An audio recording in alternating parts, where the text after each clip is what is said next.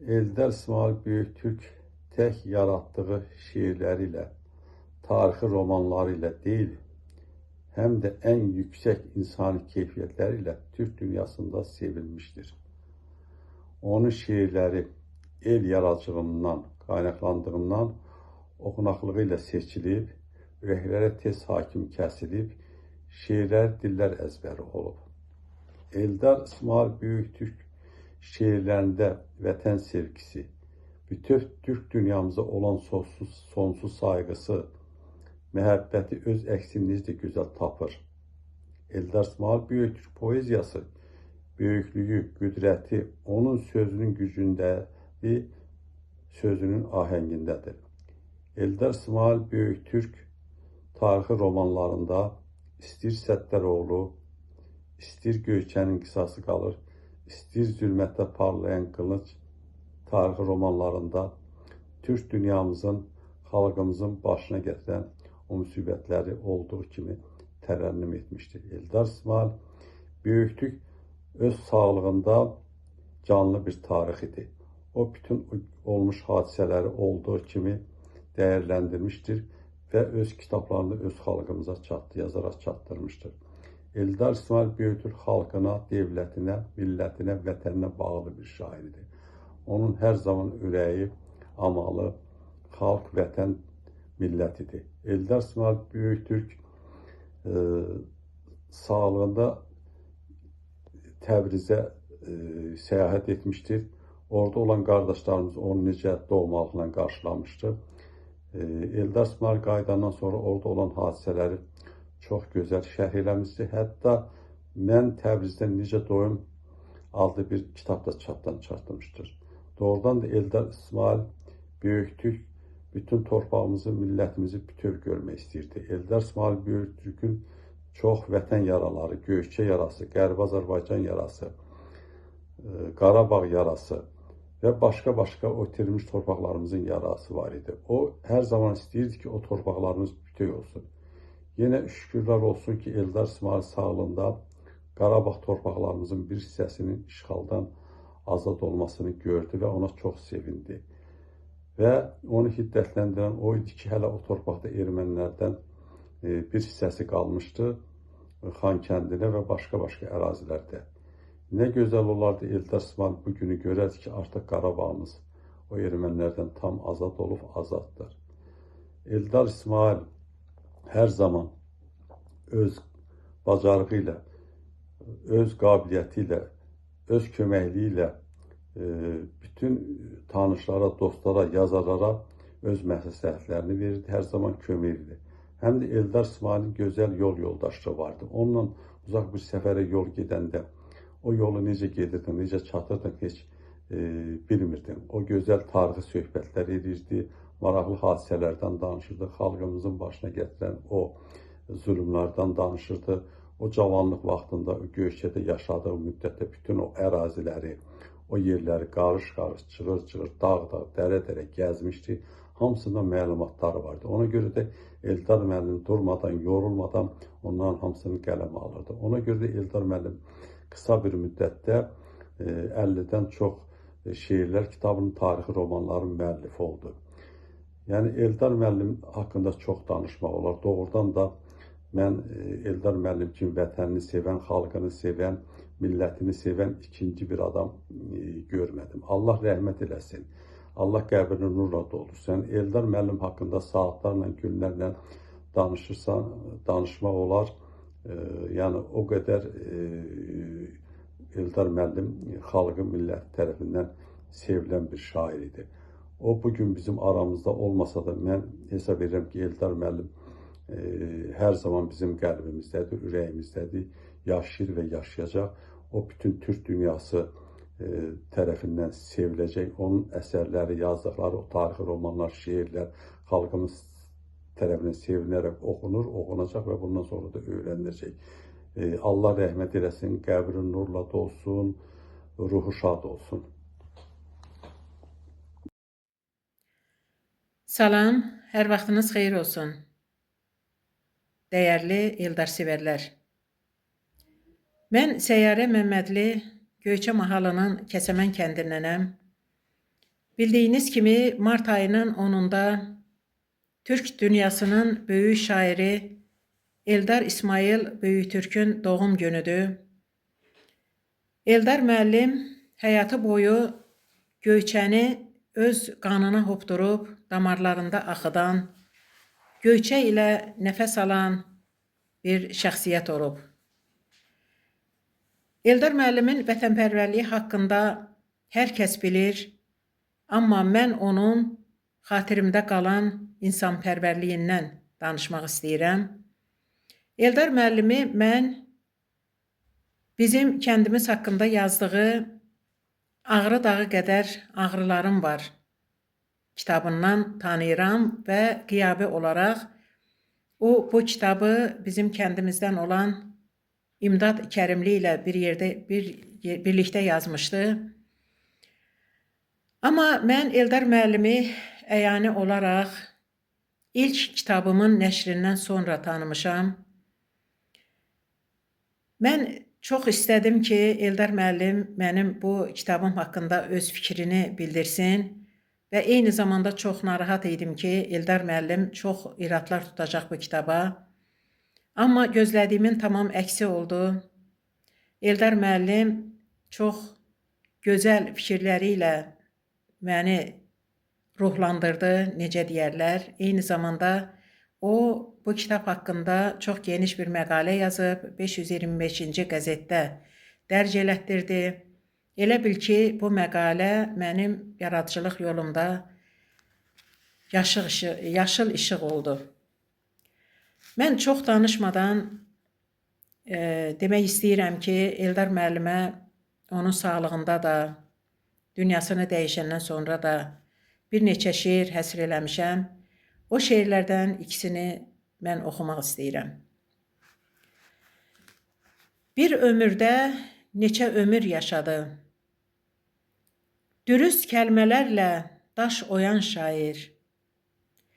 Tanındı dar gündə son ana kimi, çiynində el yükü daşıyan şair. Sevgidən deyəndə sevgim xalq dedi.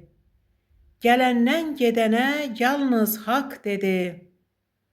Baxma ki sözünü şər nahaq dedi. Seçimi bu oldu, yaşa, yan şair. Şığıdı ox kimi əyri gözlərə, dayaq həyan oldu haqqa, düzlərə, Tanrının töhfəsi oldu bizlərə, yalnız həqiqətə baş əyən şair. Həsrəti duman tək çöktü ömrünə, dərdi varaq-varaq büktü ömrünə, sözdən təzə ömür tikdi ömrünə, özündən sonra da yaşayan şair. Eldar müəllim Aşıq Ələsgərin 200 illiyinə çox ciddi hazırlaşırdı. Bununla əlaqədar bir neçə tədbirlər də keçirmişdi və o tədbirlərdə mən də iştirak edirdim. Amma çox təəssüflər olsun ki, Eldar müəllim bu yubileydə iştirak eləyə bilmədi və mən bu münasibətlə yazdığım bir şeiri də oxumaq istəyirəm. Daha tək deyilsən, Dədə Ələsgər. Bir şair də pərvaz etdi Göyçəyə. 200 ilinə qala bilmədi, təbrikinə özü getdi Göyçəyə. Sən bir söz atası, o bir söz oğlu, Tanrının seçilmiş nadir düz oğlu, bir ananın deyil, xalqın öz oğlu, bir şair də pərvaz etdi Göyçəyə. Sən elsiz qəribsən, o yurtsuz qərib, varmı bu dünyada bir dərdsiz qərib, ömrünü yaşayan sözündən dərib, bir şair də pərvaz etdi Göyçəyə. Qarşıla dədə bu dolan buludu, o sözlə yağası dərdlə doludur, Ağbulaqdan Ağkilsəyə yoludur, bir şair də pərvaz etdi Göyçəyə. İndi eyni yükü qoşa çəkinsiz, sözdən daha möhkəm qala tikinsiz, düşmənin gözünü birgə tökünsiz, bir şair də pərvaz etdi Göyçəyə. Bir şair də pərvaz etdi Göyçəyə. Allah Eldar müəllimə qəni-qəni rəhmət eləsin, ruhu şad olsun. Salam, hörmətli dostlar. Bugün mən Məhəmməd Vaynurə, çağdaş ədəbiyyatımızın görkəmli nümayəndəsi, dolğun və zəngin yaradıcılığı milli mənəvi dəyərlərə söykənən, vətənə, Azərbaycana, bütün türk dünyasına əzəmətli abidə ucaltmış mərhum şair, nasir, publisist Eldar İsmayıl yaradıcılığının oxucusu və pərəstişkarı kimi sizinlə öz fikirlərimi bölüşmək istəyirəm. Eldar İsmayıl haqqında danışmaq asan deyil, deyərdim ki, çətindir. Çünki sözlər onun şəxsiyyətini, böyüklüyünü, eləcə də yoxluğunu ifadə etməyə acizdir. Eldar İsmayıl yaradıcılığı, zənginliyi və dərinliyi ilə məzmun və miqyas baxımından müzakirəsi zaman çərçivəsinə sığmayan bir yaradıcılıqdır. Bəşəri duyğuları, düşüncələri və arzuları ilə mən deyərdim ki, Eldar İsmayıl planetar miqyaslı bir şairdir. Şairin öz dili ilə desək, ölməz sənətimlə dünya qədərəm. Əsərləri ilə yaxından tanış olduqca görürük ki, Eldar İsmayıl kamil söz sərrafı, sözün heykəltaraşı, sözün memarıdır. Müəllifi olduğu 50-dən çox kitablarda Eldar İsmayıl ədəbiyyatımızın bütün janrlarına müraciət etmişdi və ədəbiyyatın bütün janrlarında mükəmməl əsərlər yaratmışdı. Xüsusilə də onu vurğulamaq istəyirəm ki, Eldar İsmayıl öz yaradıcılığında ana dilimizin zənginliyini yüksək səviyyədə göstərməyə nail olmuşdur, müvəffəq olmuşdur. Eldar İsmayılın bir yazar kimi ədəbiyyatımızda müstəsna xidmətlərindən biri də müəyyən zamanın, dövrün ictimai-siyasi hadisələrinin özündən sonra əsl mahiyyətinin olduğu kimi özündən sonra gələcək nəsillərə ötürməsidir. Və yaxın keçmişimizin tarixi hadisələrinin xalqımızın milli yaddaşında həkk olunmasında Eldar İsmayılın yazıb yaratdığı tarixi romanlar, poemalar, şeirlər olduqca dəyərlidir. Şairin əsərlərinə baş vurduqca görürük ki, bir insan bütöv vətən olarmış, milli duyğulu, milli düşüncəli ustad şair həmişə öz əsərləri ilə zamanın, vətənin hayqıran səsi, hayqıran haqq səsi olubdur. Eldar İsmayıl yaradıcılığına ölməzlik gətirən əsərlərdən biri Məndən ötürü Ermənistan yoxdur, yox şeirini mən bugün sizə səsləndirmək istəyirəm, oxumaq istəyirəm və Azərbaycan torpaqlarını Ermənistan kimi şərh edənlərə ustad şair belə müraciət edir.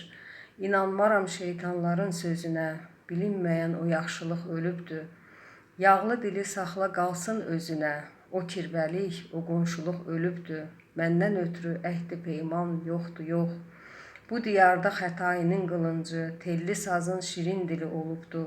Şiş qayalar igidlərin balıncı, bu torpaqda Göyçə gölü olubdur.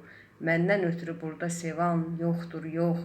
Torpağımız qıyma-qıyma doğranıb, sinəmizə yad gülləsi dəyibdi. Bir oba var qədim Qazaq yurdunda, babam ona Kərvansara deyibdi. Məndən ötürü bil icivan yoxdur, yox. Zəngəzurun saçlarına düşüb dən, bu fəlakət tariximin inadı. Dərələyə silinərmi tarixdən? İrəvandır İrəvanın ilk adı. Məndən ötürü bil Yerivan yoxdur, yox. Qılıncımı vaxtsız qoysam qınına, bağışlamaz torpaq məni, yer məni. Gərək yadı mən bələyəm qanına. Məndən ötürü bir düşman var, erməni. Məndən ötürü özgə düşmən yoxdur, yox. Məndən ötürü Oğuz dilli min oba. Göyçə adlı bir arzu var, dilək var. Məndən ötürü Vedi basar Ağbaba. Dərə çiçək, zəngi basar, pəmbək var. Məndən ötürü Ermənistan yoxdur, yox. Nə qədər ki vətən var, nə qədər ki söz var, nə qədər ki şeiriyyət var, əbədi yaşar Eldar İsmayıl yaşayacaq. Eldar İsmayıl ömrü də söz ömrünə calanan əbədi ömürdür, bir şəxsiyyət, bir vətəndaş, bir ustad şair ömrüdür. Dünyada göz qoyan, sönməz ocağam, nə qədər izim var, həmişə sağam. Kiminsə qəlbində yaşayacağam, bir gün bu dünyada mən olmayanda. Eldar İsmayıl onu sevənlərin qəlbində əbədi olaraq ehtiramla və sevgi ilə yaşayacaq.